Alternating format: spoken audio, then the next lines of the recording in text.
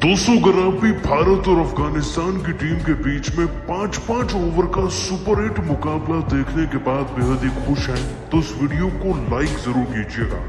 और आज के इस वीडियो का लाइक टारगेट मात्र और मात्र 200 लाइक है, तो वीडियो को लाइक करना बिल्कुल ना भूलें। दोस्तों, आखिरकार वो घड़ी आ ही चुकी है। इंतजार खत्म हुआ उस सब्र का जिसके लिए भारतीय क्रिकेट टीम के फैन सालों से इंतजार कर रहे थे। T20 वर्ल्ड कप के सुपर 8 का सफर शुरू हो चुका है। भारत अपना पहला मुकाबला अफगानिस्तान की टीम के खिलाफ डैरेन सामी स्टेडियम में खेलता हुआ नजर आया, लेकिन इससे पहले कि मुकाबला शुरू होता मैदान में तीसरी टीम खेलने लगी। बारिश इतनी ज्यादा थी स्टेडियम में कि जैसे भारत का पिछला मुकाबला रद्द हुआ था। अंपायर्स बस उंगली खड़ी करके इस मैच को भी रद्द करने ही वाले थे कि बारिश अचानक से रुक गई, जिसके बाद लगभग 2 से 2.5 घंटे की देरी के बाद इस मैच को शुरू किया गया।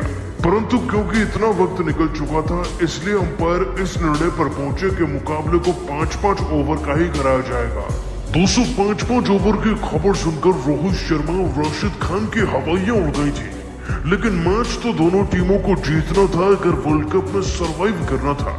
दोस्तों, टॉस हुआ तो सिक्का रोहित के पक्ष में उछला, लेकिन रोहित शर्मा ने इस बार अचानक गेंदबाजी चुन ली उस मैदान पर जहां पर भारत का विनिंग परसेंटेज 4% या उससे भी कम है। लेकिन कहते हैं ना कि सामने वाला दुश्मन कितना ही छोटा क्यों ना हो, उसे कमजोर नहीं समझना चाहिए। एक चींटी भी हाथी की सूंड में घुसकर उसको पागल कर सकती है। दोस्तों, ऐसा ही कुछ आज अफगानिस्तान की टीम ने किया। अफगानिस्तान की टीम की 200 सलामी जोड़ी को संभालने के लिए ही रहमानुल्लाह गुरबाज और इब्राहिम ज़ादरान आए, और पहला ओवर जो अर्शदीप को सौंपा गया था उसकी पहली 3 गेंदों पर 12 रन बन चुके थे। 3 बैक टू बैक चौके ज़ादरान ने लगाए। वो तो इस ओवर की 5वीं गेंद पर उनका विकेट मिल गया, लेकिन ओवर खत्म होने तक 20 रन स्कोरबोर्ड पर टंग चुके थे।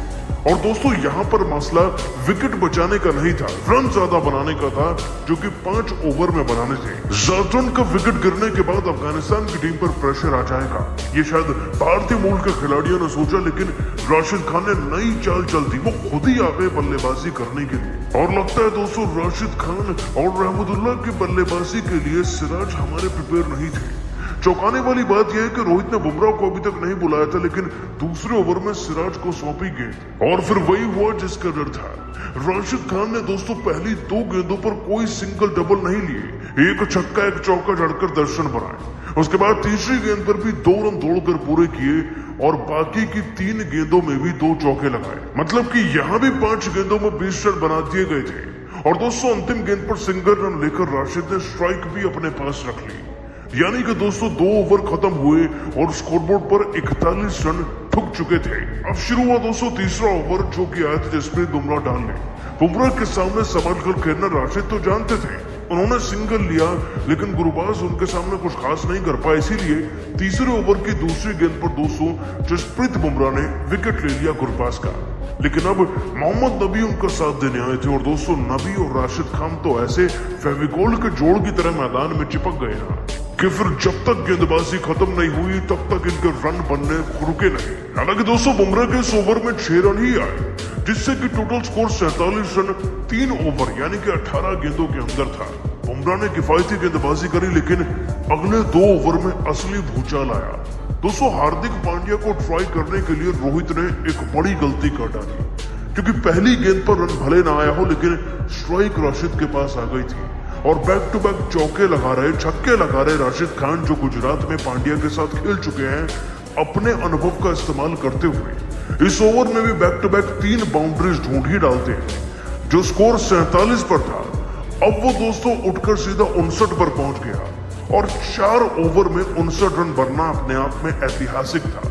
दोस्तों, अंतिम ओवर डलवाने के लिए न जाने क्या सोचकर अर्शदीप को फिर से बुलाया रोहित शर्मा ने, लेकिन अंतिम ओवर तो मोहम्मद नबी के नाम रहा, जिन्होंने बैक टू बैक पहली 4 गेंदों पर 4 चौके लगाए। 16 रन तो वहां से निकल गए, और अगली गेंद पर सिंगल रन लेकर राशिद ने जो स्ट्राइक पकड़ी, उन्होंने आखिरी गेंद पर छक्का जड़ दिया।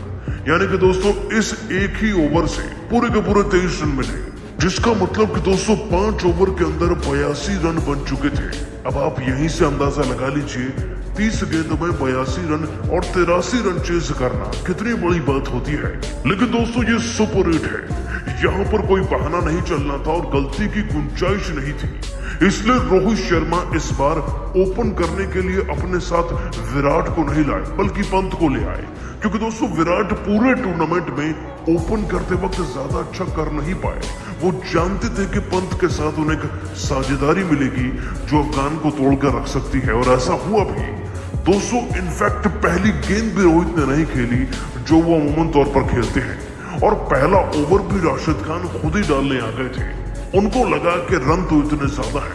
ओवर कॉन्फिडेंट राशिद खान ने सोचा पंत का विकेट लेकर रोहित शर्मा पलटन को पूरा स्ट्रेस दे डालेंगे, लेकिन स्ट्रेस तो दोस्तों ऋषभ पंत ने राशिद को दे डाला।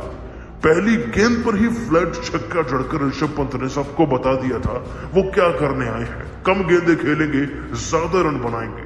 और दोस्तों यकीन मानिए अगली गेंद पर डीप स्कोर लेग की तरफ से और फिर एक पल्लू स्कूप लगाकर दोस्तों ऋषभ 3 गेंदों के अंदर 18 रन ठोक चुके थे।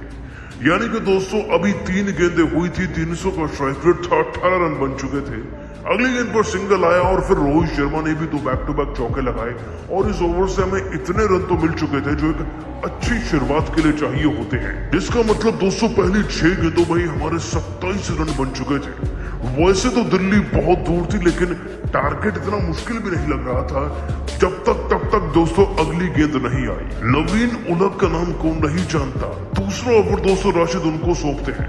रोहित शर्मा जो कि लेफ्ट हैंडेड बैट्समैन है, उनको ट्रैप करते हुए वो एक स्लोअर बाउंसर का इस्तेमाल करते हैं, और पहली गेंद पर ही दोस्तों पंत का विकेट 18 पर ही गिर जाता है। ये भारत को झटका जरूर था, लेकिन कोई डर नहीं रहा था क्योंकि बल्लेबाज बहुत थे, बस वक्त कम था।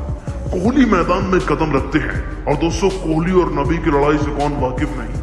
अगली 4 गेंदों में back to back king Kohli 4 चौके जड़ते हैं। ये 4 चौके देखकर दोस्तों नबी भी बहरा जाते हैं, लेकिन फिर आखिरी गेंद को फिर से स्लोअर गेंद में तब्दील करके वो विराट को कवर्स पे फाप से लेते हैं, और दोस्तों उनका विकेट भी 16 रन पर गिर जाता है। यानी कि इस पूरे के पूरे ओवर से हमें 16 रन ही मिलते हैं और स्कोर हो जाता है 43 रन। अभी भी दोस्तों स्कोर बहुत ज्यादा चेज करना था। 3 ओवर बचे थे, 18 गेंदें और 40 रन बनाने थे। अब दोस्तों रोहित का साथ देने के लिए मैदान में सूर्य कुमार यादव आते हैं। T20 के नंबर 1 बैट्समैन है भाई, तो आप इनसे वही परफॉर्मेंस चाहेंगे ना जो उन्होंने इस मैच में दी भी। तीसरा ओवर डालने के लिए दोस्तों राशिद खान फैसल फारूकी को बुलाते हैं, जो उनके फेवरेट गेंदबाज भी कहलाते हैं। दोस्तों फारूकी पहली गेंद पर बीट करने में कामयाब रहते हैं सूर्या को, उनका कैच ड्रॉप हो जाता है। लेकिन इसके बाद तो सूर्या एक फ्लैट छक्का जड़ते हैं। अगली 2 गेंदों पर बैक टू बैक चौके जड़ते हैं और फिर से एक चौका जड़ डालते हैं। यानी कि अगली 4 गेंदों के अंदर वो अपनी टीम के लिए 18 रन बटोर देते हैं, जिससे कि भारत का टोटल 61 रन पर पहुंच जाता है। लेकिन इससे पहले कि सूर्य में विन हमें दिखती, सूर्य का विकेट भी दोस्तों इस ओवर की आखिरी गेंद पर क्लीन बोल्ड होकर गिरता है। यानी कि इस ओवर से टोटल रन ही 18 आए, लेकिन सूर्य का विकेट भी गिरा। ऐसे वक्त पर दोस्तों रोहित का मैदान में होना जरूरी था, क्योंकि अंतिम लम्हों में कितने विकेट गिर जाएं पता नहीं था। जिसका मतलब कि 212 गेंदों में 22 रन चाहिए थे, और अब सबसे बड़ा चैलेंज शुरू होता है। अब 200 रन से ज्यादा विकेट मैटर करने लगे थे, और रोहित का साथ देने के लिए मैदान में पांड्या आ जाते हैं। इन दोनों को देखते हुए दोस्तों राशिद खान आते हैं, और इनके ओवर में मात्र 6 रन निकल पाते हैं, क्योंकि अब विकेट जरूरी थे।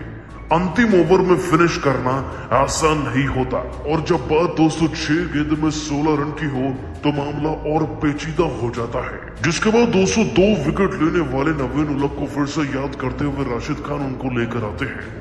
दोस्तों ओवर की पहली गेंद पर वो हो जाता है जो किसी ने सोचा नहीं था। हार्दिक पांड्या आउट हो जाते हैं। मात्र 3 रन लगाकर दोस्तों पांड्या का विकेट गिरता देख रोहित शर्मा भावुक हो चुके थे, लेकिन अब 5 गेंदों में 16 रन चाहिए थे, और रोहित का साथ देने के लिए चड्डू ने मैदान में कदम रखा। स्ट्राइक रोहित के पास थी तो वो एक सिंगल रन लेकर चड्डू को स्ट्राइक देते हैं और मारने की सलाह भी देते हैं। अब 4 गेंदों में 215 रन चाहिए थे, जिसके बाद जडेजा अगली गेंद पर छक्का जड़कर प्रेशर तो रिलीज करते ही हैं, साथ ही साथ उससे अगली गेंद पर भी चौका आता है। जिसका मतलब कि दोस्तों अब हमें 2 गेंदों में 6 रन चाहिए थे। 205वीं गेंद पर जट्टू सिंगल रन लेकर रोहित के हाथ में जीत की कमान सौंपते हैं। और एक गेंद में 5 रन बनाना इतना आसान नहीं होता, लेकिन रोहित शर्मा अपना फेवरेट शॉट, एक पुल शॉट लगाकर छक्का जड़ते हैं और इस हारे हुए मैच में भारत को जिता कर रखते हैं अंतिम गेंद पर। दोस्तों, ये होती है जीत, ये होता है कप्तान जो अंतिम लम्हों तक खड़ा होकर फिनिश करके भारत को जिताए।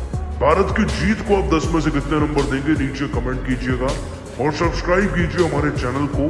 धन्यवाद।